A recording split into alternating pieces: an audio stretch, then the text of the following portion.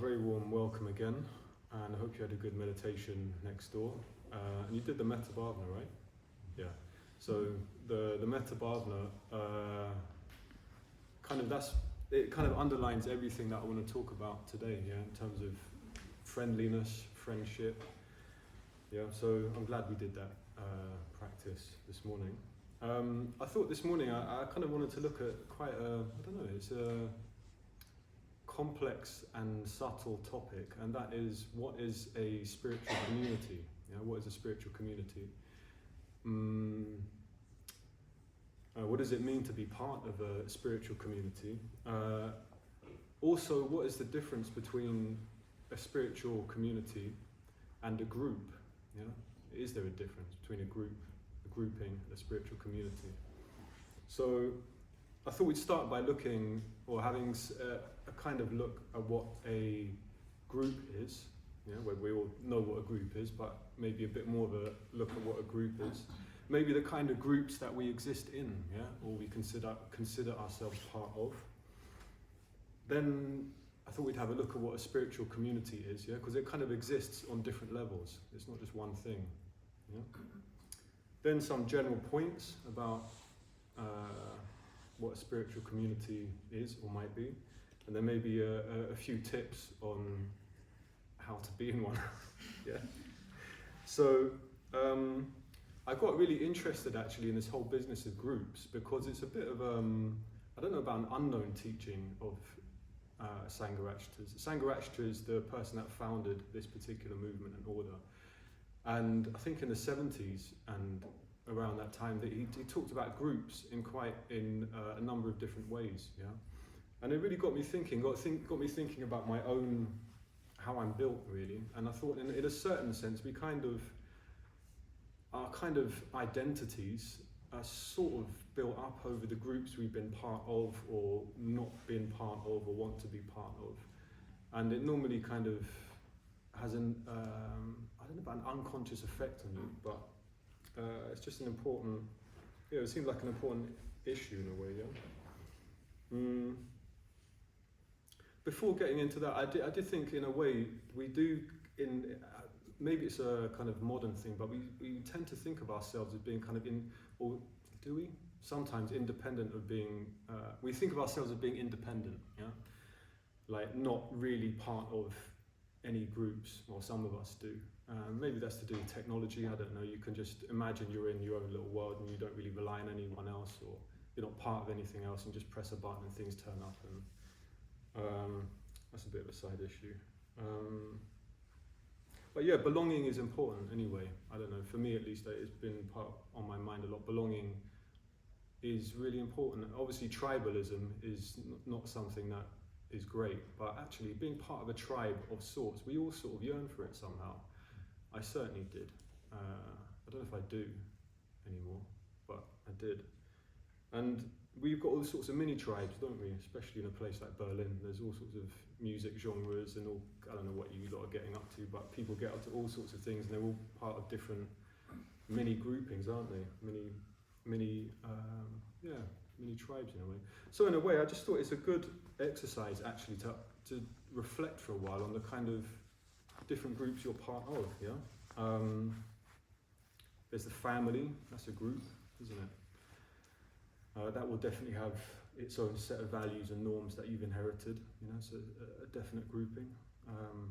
Well, tribe, I don't know how you feel about that, but you were sort of part of a tribe in some sort. Race, nation, there's political groupings, yeah, and we've just inherited, or we take on the values and the norms of a particular group, yeah. I mean, it's a bit of a hot topic these days, it seems, talking about groups and identities and whatnot, but I'm not really interested in it in a political sense. I'm more interested in terms of one's personal experience as an individual, yeah, how you experience yourself in connection with different groupings and the effect it has on you, for example, yeah, just without even knowing it. So, well, I don't know, I was thinking of an example of my own, a particular grouping, which you might call political, yeah. So I think until, I'm not saying I'm right-wing, I'm definitely not right-wing, by the way, but until fairly recently, I was pretty hard left in my view, my political leanings, yeah.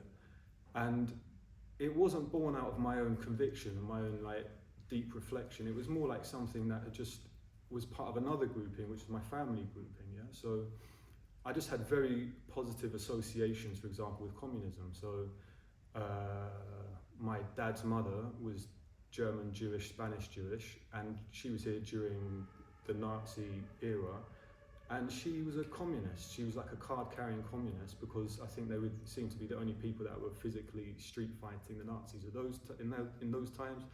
And so that I just inherited that, yeah. So I had a very positive association with communism, which is quite interesting, because I'll get into it a bit later, but I got interested in communism again after I was interested in Buddhism. And I just assumed that was like any sane person would have a hard left view of life, yeah. That was my take on it. And one of my friends, like a good friend of mine, a teacher, Janananda, who died a few years ago, but he was like a main teacher of mine. I remember coming into his office while he was probably trying to work. I didn't really care if he was trying to work or not. I was a bit unaware of him. I just burst in and was like, yeah, I went to his communist meetings again, and yeah, and Che Guevara and rare. And he was just like, he like put his work down, and he just sort of destroyed communism. And I was so confused. Like, there's this person that I really love and look up to, and he's got a completely different political view to me, and somehow we're friends. And he was actually conservative, yeah? And his best friend was almost a Marxist, I would say, or one of his best friends. And they all kind of, their politics, their group, that kind of political grouping was secondary. So that was a new thing for me. But it highlighted to me that I'd taken on a whole view of the world that I just thought, well, that's the view, and it all came out of a grouping. Yeah, I don't know if that makes much sense, but yeah. So I think another interesting way of talking about it that Sangha actually has is in terms of like negative groups and positive groups. Yeah. So I mean, a negative group, I mean, you can think of your own negative groups, can't you? Racist organisations, man-hating, women-hating, God knows, hating groups, self-destructive groups, all these kind of neurotic circles. You can get into all kind of negative groups. So he made a distinction. There's different kinds of groups. They're not all bad. Yeah, you can have a negative group. Yeah, then you can have a positive group. So I don't know. A positive group might be a loving, stable family. You could say is a positive group. A group of people that's kind of I don't know, happy, friendly, creative, helpful, supportive, yeah? A positive group, people that you're with, and it has a positive effect on your life, yeah? When you come away from them, yeah? So I don't want to go into it too much. In the WhatsApp group, I kind of was talking a little bit about these positive groups and negative groups, yeah? Just to evoke the fact that we are part of these groups, whether we know it or not. Or some of us, I think one of the key features of a negative group is the kind of intensity that people hold their views with, and they get extremely upset if those views are challenged, yeah? Whether it's right wing or left wing, it doesn't really matter. If someone challenges your view and you get extraordinarily upset as a collective, probably a problem there, yeah? And as we'll see, it happens in spiritual circles as well, yeah? So, yeah, just to get some sense of what a group might be. So then what's a spiritual community, yeah? In Buddhism, there's a word for this, which is Sangha, yeah? Sangha means gathering, basically, yeah? So a Sangha kind of exists on different levels, yeah? So in Buddhism, the Sangha is, as an ideal of the spiritual community, lies right at the heart of Buddhism, actually, yeah? So in Buddhism, you have what are called the three jewels. You have the Buddha, the ideal of human enlightenment, yeah? The Dharma, his teaching, and the Sangha, the spiritual community. And for any practicing Buddhist, those three things lie at the heart of their life, yeah? Which is quite surprising that you would find what you call a spiritual community right at the heart of a Buddhist life. Someone that's a practicing Buddhist, a spiritual community lies at the heart. And I think it's worth reflecting on that. I think it's especially worth reflecting on that if you've been practicing for quite a while, because it just kind of gets lost in the mix, but it's a really kind of important point, yeah? So a Sangha exists on different levels. The Sangha that's at the heart of, well, let's say it exists on an ideal level, and it exists as a kind of work in progress, as a journey, yeah? So the ideal Sangha is basically consists of the Buddha's enlightened disciples, yeah? So in the Buddha's day, well, a number of people that he communicated with attained enlightenment, yeah? Attained the same state as him. And that's very important because it kind of communicates that it's possible for other people as well. It's not just a one-off freak incident, yeah? So that kind of Sangha, you know, people that have transcended greed, hatred and delusion completely, yeah? The Buddha's immediate disciples, there's the ideal Sangha which exists on that level, yeah? And there's the Sangha, which you might say, or spiritual community, what you find in a place like this, yeah? Bit different, but it's still a Sangha, yeah?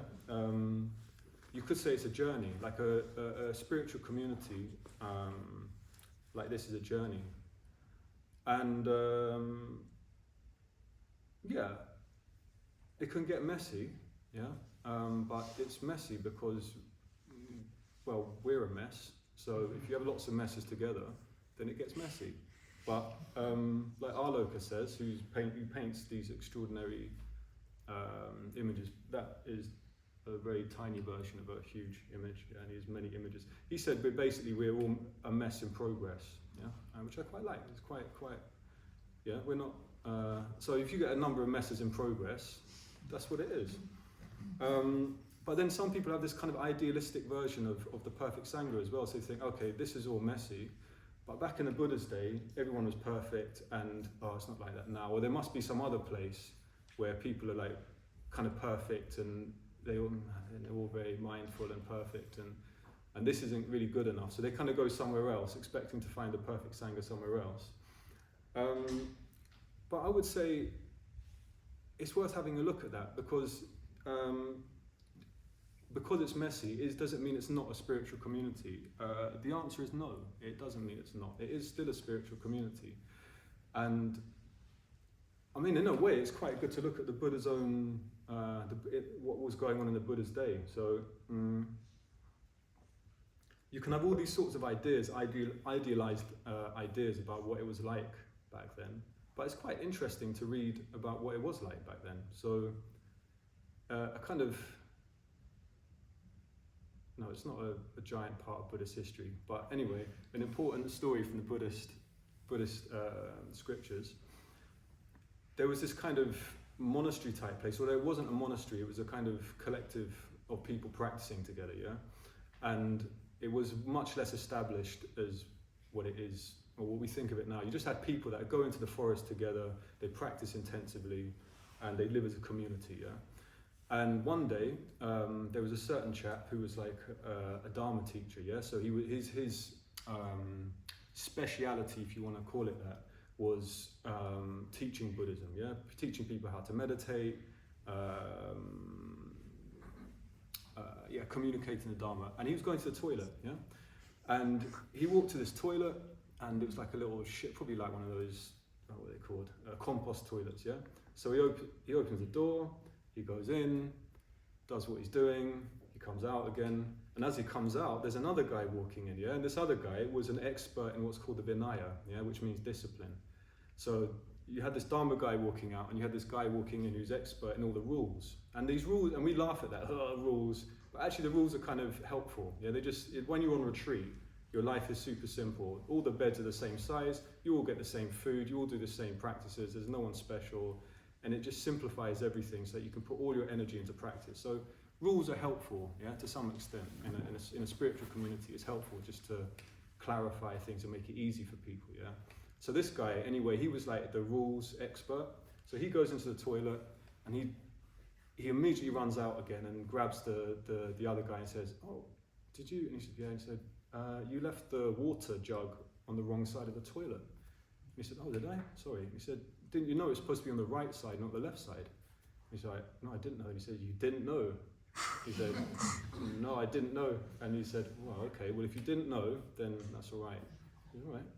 And so they separated, yeah? Then the rules guy just told a couple of his friends, like, strange, you know, he didn't know that it was supposed to be on the right side. And his friends go, "Oh." And then they told some of their friends, and then all of a sudden, it's like, "Oh my God, he doesn't." And then this other guy, the Dharma teacher's friends, he heard about these other guys' friends talking about his friends. So so they start saying, "Well, if he apologized and he didn't know, then what's the problem?" The other guy accepted his apology, and they got really upset. Yeah, and there's this huge mess, yeah? People arguing with each other. The locals were like, "Oh my God, these monks are useless," yeah? Just like getting really upset. So then the poor old Buddha heard about this, yeah? The Buddha, the Buddha heard about this. And so the Buddha came down to these, I was going to say idiots, but I won't call them idiots, it's a bit rude because we're in the same position, right? So the Buddha comes down, and this is the Buddha we're talking about, yeah? Like not a statue, but an actual raw reality in human form. A Buddha, a real Buddha turns up and says, "What's going on?" And they say, "Don't worry, you go and relax in the forest and we'll take care of this." And the Buddha did, just like, "All right," and left. So they told the Buddha to leave them alone because they were on top of things, yeah? So they just carried arguing and arguing and arguing. In the end, it was the locals, like the people that were feeding them every day. They were like, these lot are useless. So they just stopped feeding them. They said, "No more food for you," yeah? And then in the end, the monks, I think one of them, the Dharma guy, apologized to the rules guy, and then they all sorted it out. So I just thought, it's good to know we're in good company, you know? It's like, this was the Buddha's actual disciples at the time, obviously not enlightened. And look what a mess they got themselves into, yeah? So it doesn't mean they're not a Sangha. They're still a Sangha, yeah? So I just say that because we can have this kind of rose-tinted vision of the past. It's always easier in the past, isn't it? With the perfect past in every level. So there you go. So you can have a Sangha as an ideal, i.e. a bunch of people that are the Buddhas, a bunch of, enlightened beings potentially. Maybe we hear more about that later. People that are on a different level and just behave in a certain way with each other, yeah? It's an ideal that one is aspiring towards, yeah? And it's also a working ground, yeah? And if we're lucky, most of the time we're in a kind of positive group, yeah? We're in a group whether we like it or not. We're in a kind of positive group. Sometimes we get into a negative group, yeah? That's really not helpful. But it operates on different levels, yeah? But as an ideal, yeah, the spiritual community as an ideal, it's kind of an ideal of human society, you might say, yeah? So, I mean, a few points about that in a way. A Sangha in a true form a Sangha in a true form doesn't have a power structure, yeah? Which might sound a bit fantastical to you, but it's actually true. Even a Sangha on our level, you can't really use power in a situation like this. It just doesn't work, which to me was actually a bit of a surprise. I just assumed, like, after quite a number of years, even still practicing Buddhism, that there was somewhere there was some kind of Buddhist pope somewhere, and then there's like a hierarchy of dum. They kind of say, "Oh yeah," they send out the orders, and then we all go, "Oh yeah, I was thinking." And it's just not like that, yeah. And I remember walking along with somebody that I thought was part of the kind of Buddhist power organization or something. And it just dawned on me during this walk, oh my God, this all relies on friendship. And it was a bit shocking to me. It was like, he's friends with certain people, they're friends with certain people. And it really can only work as a spiritual community, like as a genuine spiritual community that's based on friendship. And that's how it works. And I think that was one of the reasons, the key moments where I ended up committing myself to this, because I just thought, oh, it's not a fantasy, it's actually true. It's messy, but it's true. And it is all relying on, and it's a delicate structure. Yeah? Because friendships are delicate, aren't they? But that's the fact of it. I've seen, you can see it when people try, when people start getting into what Bhante calls a power mode within a Sangha, things just go wrong because we've got no power. I mean, we've got no, can't say, you do this, who are you? You got no, there's no authority, you can't do that with people. So the only way a thing like this works is based on friendship, yeah? So, yeah. Yeah, so it's not, what else to say? That said, it can kind of degenerate, yeah? So you can get into this kind of in-group, out-group thing, which is very unpleasant to experience. I've experienced it myself, it's not nice. And it does happen, and it's a bit like the thing about, people taking their views so seriously that they get really upset when their views get challenged. You could have that in political circles, social circles, but you can also get it in spiritual, quote-unquote, spiritual circles, yeah? Where you just get really upset. I can't believe they said that. I can't believe they did this, yeah? And there's I won't go into it, but there's another story in the Buddha's day where some people were slagging off the Buddha, yeah? They were ridiculing the Buddha. The Buddha wasn't universally loved, by the way. He was a lot of people very much disliked him a lot because he challenged a lot of norms at that time. Yeah, it might not seem like it to us. We've got Buddhas everywhere. We've got Buddhas in IKEA, Buddhas in garden centres. He doesn't seem like a particularly radical figure to us if we don't know about him. But actually, in his day, or even still, he upset a lot of people. Yeah, he upset a lot of people to do with the caste system, to do with all kind of inequalities on many different levels. Yeah.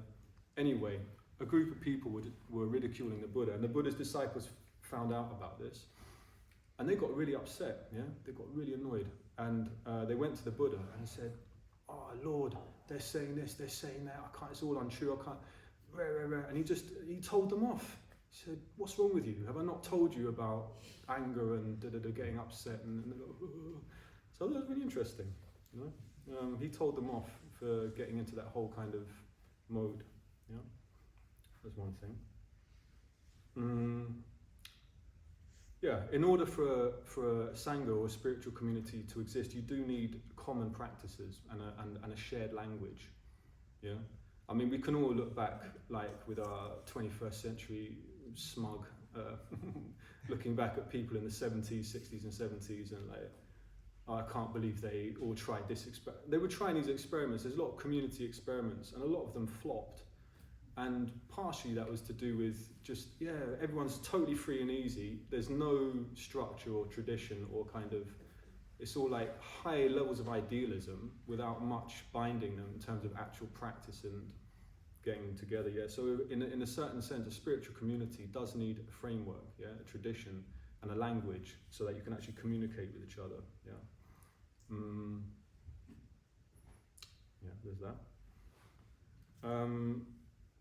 Another point is the whole point of having the whole point of having a Sangha and a spiritual community is to develop as an individual. Yeah. So Bhante had this language again where he talked about the true individual. Yeah. So it's not about becoming a robot. It's not about becoming some kind of Buddhist robot.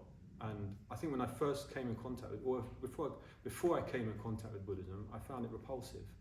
I just thought I don't want to become one of these kind of orange-robed robots, mindfully eating my porridge, and I found the whole thing just really put me off. Yeah, some people love it; they get all excited.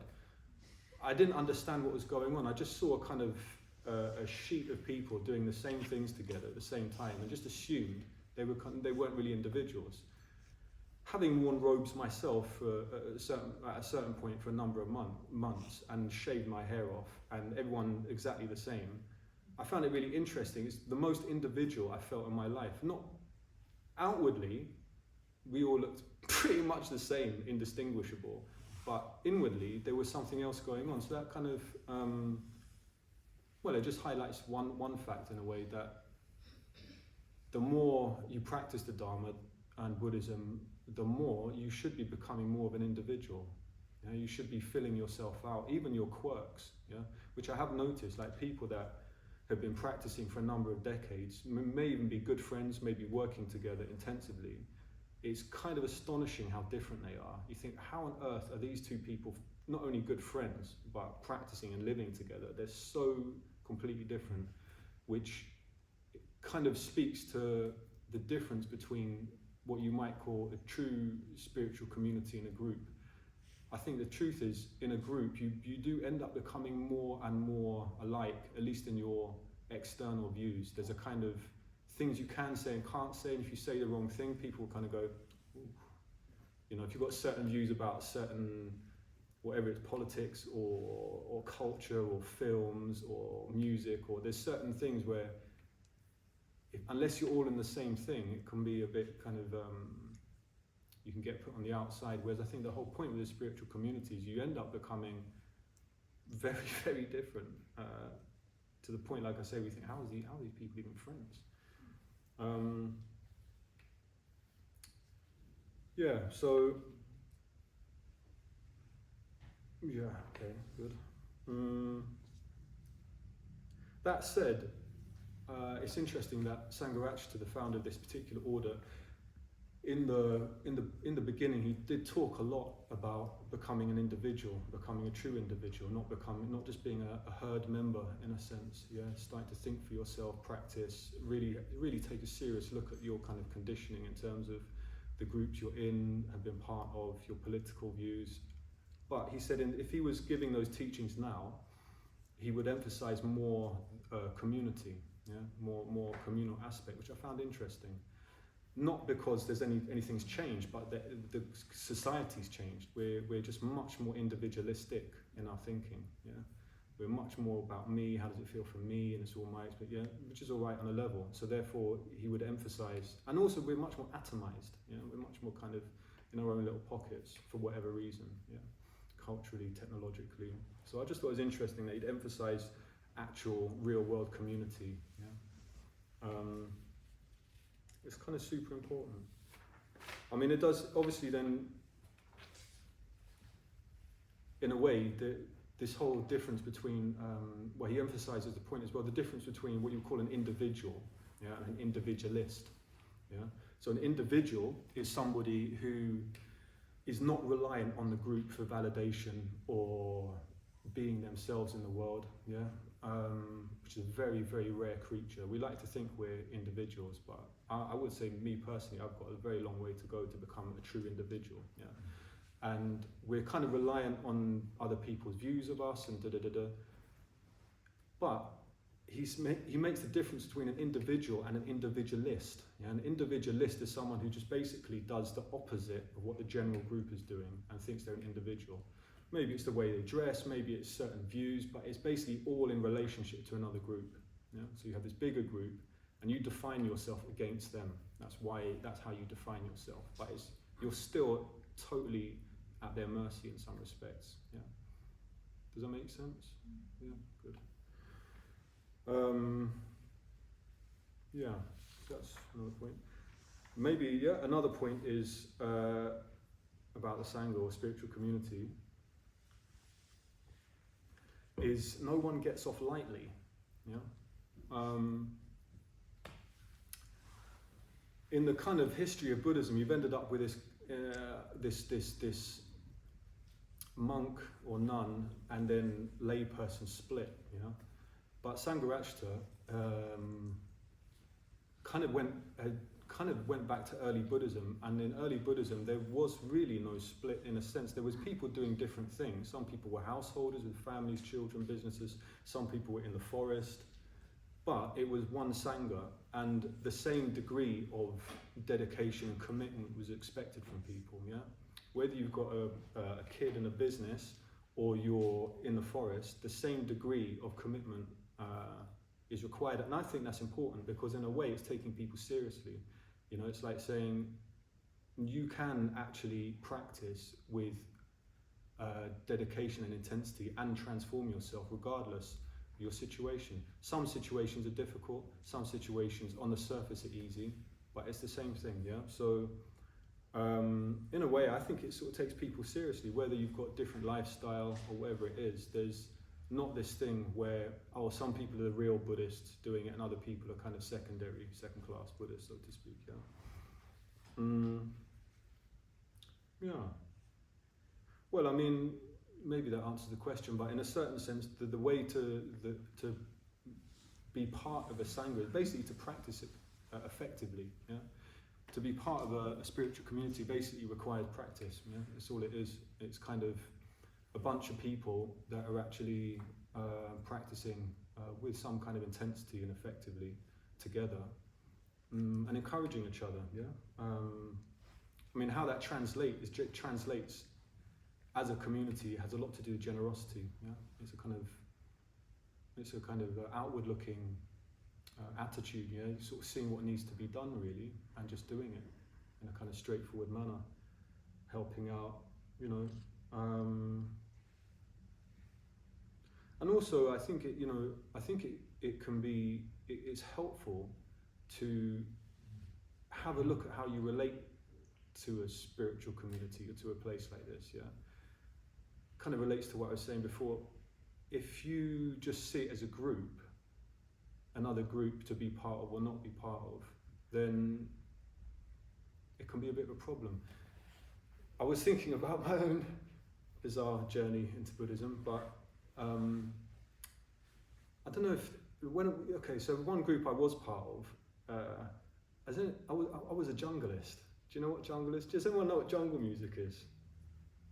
A few nods. This is shameful. Anyway, so jungle music. Yeah, so jungle was like a big thing it was a big music and cultural movement. Oh God, I sound like a granddad. This is shocking. I'm 45 years old. This is disgraceful. I feel like I'm Victorian. Like in 1964, you know.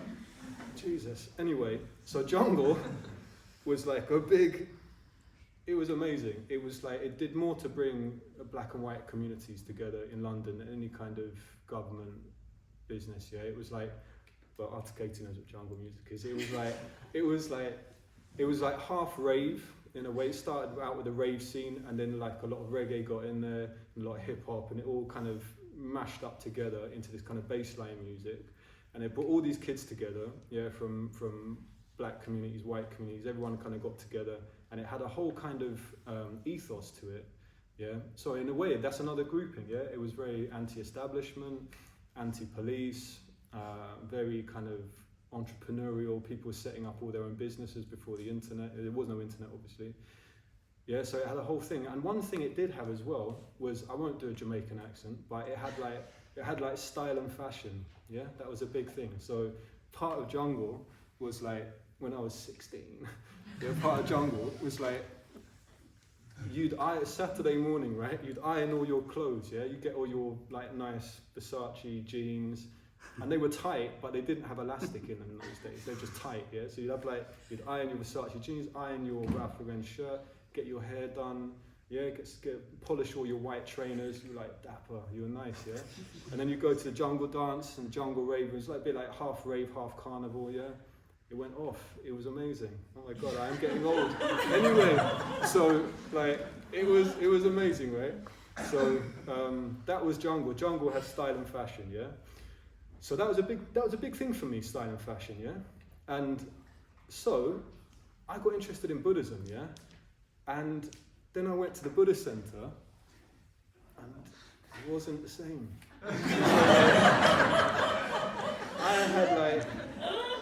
I had a revulsion, if I'm honest. I was like, oh my God, what's going on in this place, yeah?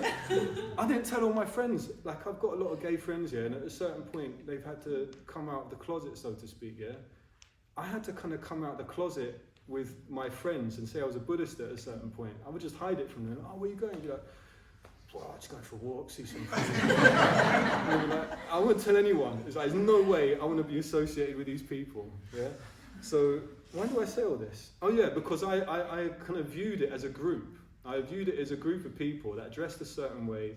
They had their group norms, yeah, they drank their tea and their biscuits like we all do now and everything. And it's like, I was like, this is not me. I don't want to be part of this. I don't want to be part of this group, yeah, thank you.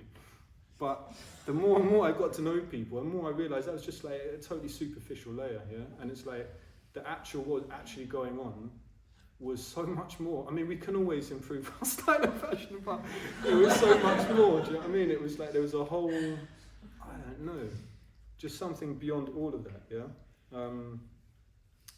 I mean, in a way, it's funny because before I was ordained, yeah, I got given the name Tara Parliter, and it was like I was a bit worried. I thought, I want some cool name. Yeah, I want to be called like Buddha Ninja or some like amazing, cool sounding name that everyone's going to think's amazing. And I was saying this to my friend Janananda, and it was great. He just said to me, listen, when you get ordained, you're not going to get a cool name. You're going to just get a name, and that's going to be your practice for your life. It's not going to be cool. I was like, all right, I will take that. So what I'm saying, there's more to it than the grouping, yeah? Your group identity. If you're looking to find some super cool, groovy Buddhist group identity, it's probably not going to happen, do you know what I mean? But anyway, enough. So, yeah, what we're talking about is friendships, yeah? Friendships based on something beyond just your likes and dislikes on a relatively mundane level, yeah? Something that really joins you with people and allows you to kind of go through all sorts of things with them and grow together, yeah? So I just thought I'd finish by looking at some ways, maybe some tips on how to actually relate to people in a Sangha, yeah? And they're all traditional Buddhist things, yeah? Traditional Buddhist views, yeah? They're all Buddhist views of how to actually relate to people. This relates to anyone you meet, but if you're in a situation like this, I think it's especially relevant, yeah? So I want to look at, God, it's like a Kentucky Fried Chicken menu. Anyway, the 2 wings and the 3 marks, yeah?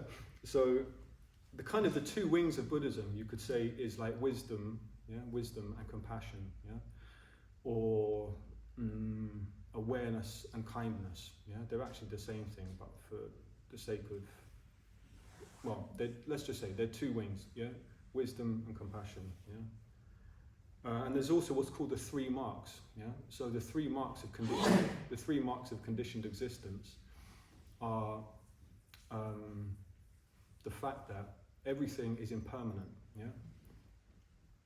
All things are impermanent to a profound degree. They're just impermanent, everything you can possibly imagine. Nothing lasts, yeah? We don't last, we're all going to die. Everything is impermanent, yeah? So that's one. The other is everything is insubstantial, yeah? There is actually no thing to die in the first place. There's nothing fixed. Yeah? There's no fixed thing anywhere in the universe, yeah? Not in us, not outside, not anywhere, yeah? And it's ungraspable, yeah? It's impermanent, insubstantial, and you can't really grasp it. When you try and grasp, well, we all know that thing, you try and grasp something in this life and it just changes in your hands and moves through your fingers. You so want it to be there. You so want it to be something you can just hold on to, yeah? But it's changing, yeah? So that's the second mark. The third mark is conditioned existence, yeah? The unenlightened mind. Life as an unenlightened individual is inherently unsatisfactory. Just the way it is. Just how it is. It's not anyone's fault, it's not a problem, it's just the way it is, you know. Even the greatest moment is just a moment, and then you're like, it was that great. You know, it's like things will never fully satisfy you on their own level, not permanently, yeah. Not to say you don't have pleasure, but that deep satisfaction is kind of evasive, yeah? Which is why we have an enormous kind of commercial industry trying to sell us this dream, yeah? We so desperately want it. We so desperately want life to be satisfactory on its own terms. If only I had the perfect lover, if only I had the perfect money, if only I had the perfect adventure and holiday. It's not going to work. It needs to require something else, yeah? So, yeah, they're the 3 marks of conditioned existence, and you can look at people in that way, yeah, and it really does lighten your load, yeah. If you look at people through that lens, through those 3 marks of conditioned existence, people change in front of you, you know. So firstly, people are impermanent, yeah. These people won't be here forever, you know. Especially that person you don't like, yeah? They're like they'll be dead, yeah? At one point. That might sound nice to you, but it's not. They'll be dead, you'll be dead, yeah? So it's like, you can just experiment. Oh wow, people are actually impermanent. It's kind of, you're not stuck with people forever, but also, people are precious, yeah? It's like, I won't try and do it, he did it in a funny way. A friend of mine, Jananand, he's dead now. And I was listening to a talk that he gave, and he gave this example, so it was quite interesting. He was very funny, I won't try and do it, but he was sort of saying, yeah, people are impermanent. You know, I could go home now on my bike and get hit by a bus and die, and then you'll be sorry. You know, it's kind of like he's saying, actually, you don't want to leave things on a bad note with people, you know. I really feel that. I feel like some people have died in my life where somehow we didn't get to it, yeah, we just didn't quite get to that resolution, and that's okay. But I'd rather not have my life like that, you know. So it's like, if you view people as impermanent, they do become precious to you, yeah, and it changes things. People are insubstantial, yeah, they're ungraspable. You know, like Kirill, he might come in and you might think, oh, it's Kirill.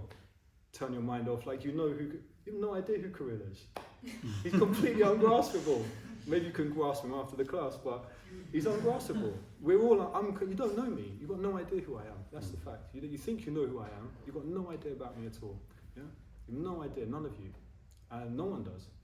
And I don't know about you either. Yeah, we're kind of ungraspable. So that it takes the pressure off. You don't, because as soon as you fix somebody, you're in big trouble with them. You're relating to your own delusion. You're relating to your own view, cardboard cutout generally of somebody, and that's horrible. You know that feeling? It's just like, there's that person, and you kind of know who they are, and you know all about them, and they're a bastard, and they're very rare. You don't know them, yeah? You don't know them, so that helps as well, yeah? So people are ungraspable, and it's very helpful to know that, and just remember that you're actually never really going to know them, because our experiences, it's like one of the things, when you go on retreat, it's really helpful, isn't it? You start getting into zones where you're just like, oh, this is me, this is my experience, wow, I'm really something else than what I thought I was, yeah? So therefore, how can someone else ever look at you and go, I know who you are? Yeah, you can't. So it just helps to ease things up and loosen the whole, to get into less trouble with people that way, yeah? And the third mark, this whole business of life, things being unsatisfactory, every relationship is unsatisfactory, isn't it? Yeah. Every friendship, every relationship, you will never find a satisfactory relationship with anyone where you think, yeah, this is good now. Yeah. It's just part of conditioned existence. We're unsatisfactory. We're kind of unenlightened beings. Yeah.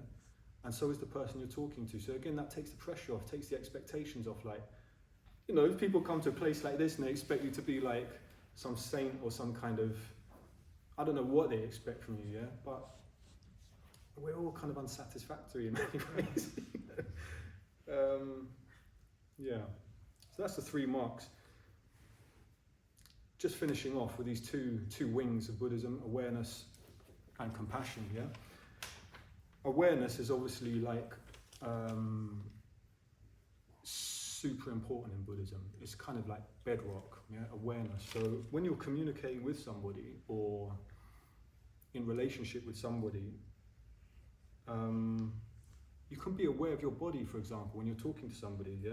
Like what's going on in your throat when you're talking to a specific person, what's going on in your belly, okay, what's going on your bum, sometimes you get a tight ass, like, you get this kind of weird thing, what's going on? Sometimes your body's relaxed, yeah? So you can kind of be aware of your body when you're communicating with somebody, yeah? That's a level of awareness.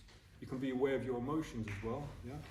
I'm not telling you anything you don't know, I'm just emphasizing, because that's the problem with Buddhism. We know it all already, don't we? But we're kind of like on autopilot most of the time. It's like so obvious that we ignore it, yeah? So, and you can be aware of the person, yeah, obviously. Like, who is this person in front of me? Not who do I think they are and who do I want them to be, but who are they actually, yeah? And maybe aware, that sounds ridiculous, doesn't it? But be aware that people have feelings. It's all kind of basic stuff, but I think in a way that's what a Sangha runs on, yeah? It's like a spiritual community runs on that kind of bedrock level, like be aware that it's not easy work, is it, yeah? just awareness. And kindness, there's a nice list that apparently pops up in different places to do with kindness, generally to do with speech, how you talk to people, yeah? So apparently, according to Buddhism, according to the Buddha, your speech should be gentle, blameless, yeah? Pleasing to the ear, lovable, going to the heart, yeah? Courteous, meaning polite, and pleasing and attractive to many people. Yeah? I quite like that. It's a nice little set of, yeah, it's not very cool, but it's a nice set of kind of things, yeah? So, yeah, I'll wrap it up. So what were we looking at? Yeah, group conditioning, having a sense of the actual, how you're made, yeah, out of the groups, having a look at your views, which ones are you super clinging to about life, yeah, and where did they come from? Are they yours, or did you inherit them from your family or from some other group, you know, that you took on consciously or unconsciously? Are they helpful? Are they not helpful? Yeah, looking at a Sangha or a spiritual community, yeah, being an ideal, yeah, at the heart of Buddhism actually. It's not just an individualistic affair in Buddhism, actually, enlightenment. At the heart of Buddhism is a kind of what you might call a communal existence, friendship, to put it very bluntly or basically, yeah. And it's also a journey because it's a bit messy, yeah. But it doesn't mean it's not a spiritual community. It's an ideal that people are moving towards. It's a journey. And the reason people are doing that is to become more individual, yeah, become more of a true individual, support each other in that process, yeah, not get into these weird little mini cult mentalities or cliques, all this kind of stuff, very difficult, yeah, which is why I say it's a subtle, as I said in the beginning, it's a subtle and complex area, you know, because the thing is, you can get into this whole thing where you're just like, oh, we should have no vision, yeah, but then no one does anything. I've been in communities like that where everyone's just a free spirit and all this stuff, nothing happens, no one does anything. Yeah, they just end up arguing and you don't have a kind of anything moving. So you do need some kind of sense of purpose and direction, but not at the expense of your kind of individuality and your own flourishing, which is subtle and it's not easy. It's not an easy thing to get right, actually. It's quite difficult. Yeah, and then just how to look at people, yeah, which is basically practicing Buddhism in a way, yeah. You can look at them being, well, they're not going to be here forever, yeah. No one is. Yeah, your family, your friends, they're impermanent, yeah? They're ungraspable, they're a mystery. People are a mystery, that makes them more interesting. If you think you know someone, then you have a boring life. Your life is, when you think, isn't it, when you know everybody, when you know everyone, no one's interesting anymore. They're just a problem, you know, they're in your way or they're just like annoying you. But people are a mystery, yeah? And also, not to idealize things and try and look for this perfect friendship or relationship, it's not going to happen, yeah?